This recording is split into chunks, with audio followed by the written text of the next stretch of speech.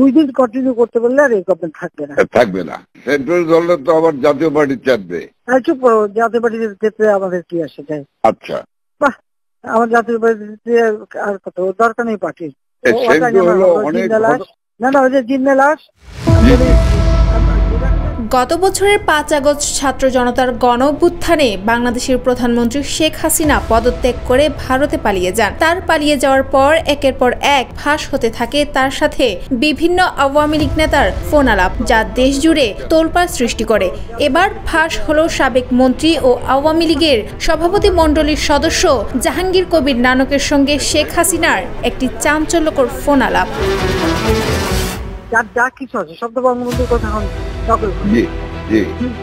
সবাই আন্দোলন চালায় যাও, 2 দিন কন্টিনিউ করতে পারলে আর এই গভর্নমেন্ট থাকবে না।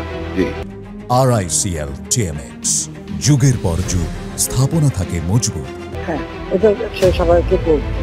এখন তো তোমার আমি একটা কথা বলি, তোমার এই যে বিহারীর আমাকে যেটা বলবো সত্যি কথা বলবো।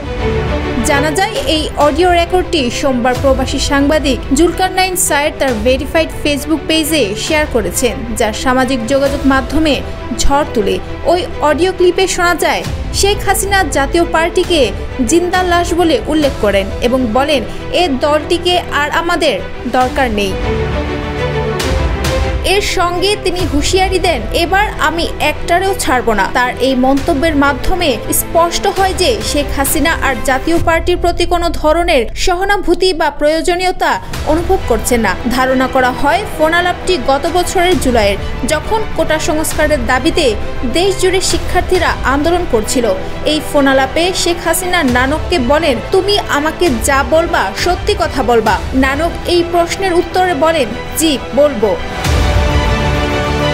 এরপর শেখ হাসিনা জানতে চান মোহাম্মদপুরের বিহারীপট্টির লোকদের ভূমিকা কি। নানক জানান, ওদের ভূমিকা ভালো আপা, তবে সেন্টু কমিশনার একটি কালপ্রিট, জাতীয় পার্টির লোক, ওর সঙ্গে কিছু ছেলে আছে। সেন্টু তো ওই এলাকার কাউন্সিলর, ওর কাছ থেকে বেনিফিট নেয়। এই গুটি কয়েক ছেলে, ওরা সব আমাদের পক্ষে ছিল। মোহাম্মদপুরে সব ঠিক আছে, শুধু পল্লবীতে ঝামেলা। আওয়ামী লীগের এই নেতা আরো বলেন, কিন্তু আপা সেন্টুকে ধরলে আবার জাতীয় পার্টি চেতবে। এর জবাবে শেখ হাসিনা নানককে ধমক দিয়ে বলেন, চুপ করো, জাতীয় পার্টি চেতলে আমাদের কি আসে যায়? জাতীয় পার্টি আর কত, দরকার নাই ওই পার্টির, ওদের নিয়ে আর কি করব, জিন্দা লাশ, আমি এবার একটারও ছাড়ব না। তখন অপর পাশ থেকে নানককে বলতে শোনা যায়, একেবারে ছাইকা ফেলতে হবে আপা। এর আগে রোববার জাসদ সভাপতি হাসানুল হক ইনুর সঙ্গে শেখ হাসিনার কথোপকথনের অডিও প্রকাশ করেন জুলকারনাইন। আরও আগে ঢাকা দক্ষিণ সিটির সাবেক মেয়র শেখ ফজলে নূর তাপস সহ আওয়ামী লীগের একাধিক নেতার সঙ্গে তার ফোন আলাপ ফাঁস হয়েছে। গত 1 বছরে শেখ হাসিনার অন্তত অর্ধ ডজনেরও বেশি অডিও রেকর্ড ফাঁস হয়েছে, যা নিয়ে রাজনৈতিক মহলে তীব্র আলোচনা সৃষ্টি হয়েছে।